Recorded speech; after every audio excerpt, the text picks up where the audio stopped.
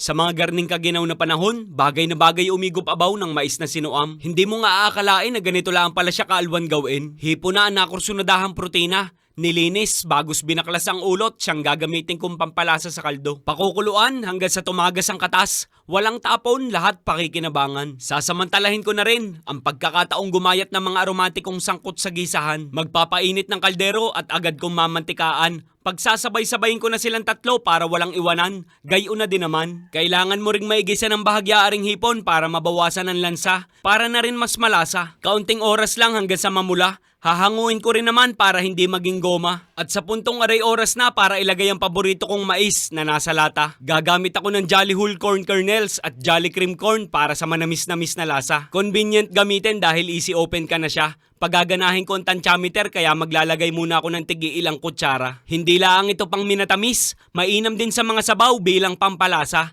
Simplehan ko na lang din ang timplada. Nilagyan ko ng asin, patis at kaunting betchin lang katalo na. Hahaluin na lang are para magsama-sama ng husto ang lasa. Saka ko ngayon sasabawan. Are nga pala yung pinagpakuluan ng ulo ng hipon kanina. Are na may sasaglit na. Kulo na lang ang hinihintay kaya nga tatakluban ko muna. Makalipas nga ang 10 minuto at 4 na segundo, are na siya. Ang gusto naman natin din ay medyo naglalapot-lapot pag inigop, diga? Kaya nga nilagyan ko ng islari mga ilang kutsara. Pwede na rin ibalik ang ginisang hipon at sasamahan ko ng kaunting talbos ng kangkong. At digay iyan na, sa pakiwari ko naman ari ulam na. Sinuam na mais, pisyan, ilista mo na. Sadyang kalas, pati tirintas pag ari iyong natimusan, naman, ay igop abaw, indot maya.